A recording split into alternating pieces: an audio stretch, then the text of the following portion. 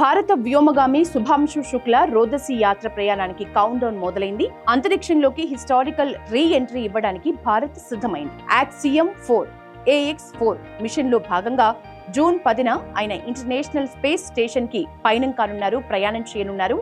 Axiom space అలాగే NASA రెండు కూడా సంయుక్తంగా ఈ వివరాల్ని ప్రకటించాయి.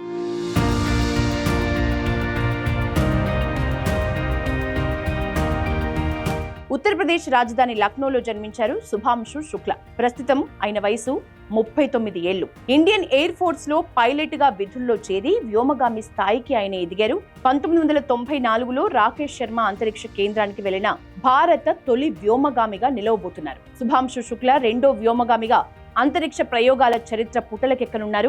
ఇక ప్రస్తుత మిషన్ కి గ్రూప్ కెప్టెన్ గా కూడా శుభాంశు శుక్ల వ్యవహరిస్తున్నారు. మరో ముగ్గురు వ్యోమగాములతో కలిసి జూన్ 10 మంగళవారం నాడు భారత కాలమానం ప్రకారం సాయంత్రం 5:52 ఫ్లోరిడాలోని కెన్నెడీ స్పేస్ సెంటర్ నుంచి శుభాంశు శుక్ల టీం బయలుదేరనుంది. వీరిని 28 గంటల్లో అంతరిక్ష కేంద్రంలో డాక్ చేస్తారు.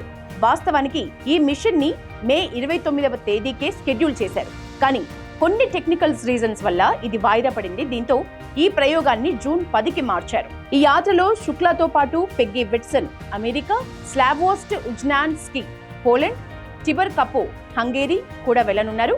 శుభాంశు శుక్ల తన వెంట మూంగ్ దాల్ హల్వా, గజర్ కా హల్వా, ఆమ్రాస్, బియ్యం వంటి పదార్థాలని తీసుకువెళ్తున్నట్లు ఆయన కుటుంబీకులు తెలిపారు. తాజాగా శుభాంశు శుక్ల పాల్గొంటున్న ఈ మిషన్ ని అమెరికా అంతరిక్ష సంస్థ నాసా అలాగే భారత రోదసి పరిశోధన సంస్థ ఇస్రోలు జాయింట్ గా చేపడుతున్నాయి. రోదసిలో శుభాంశు శుక్ల 7 ప్రయోగాల్లో పాల్గొంటారు. అంతరిక్షంలో పంటల సాగు, టార్జిగ్రేడ్ అంటే నీటి ఎలుగుబంటి గురించి అధ్యయనం చేయనున్నారు. ముఖ్యంగా భారతీయ ఆహారంతో ముడిపడిన పంటలపై ప్రయోగాలను చేపట్టడానికి ఇస్రో ప్రణాళికలు సిద్ధం చేసింది.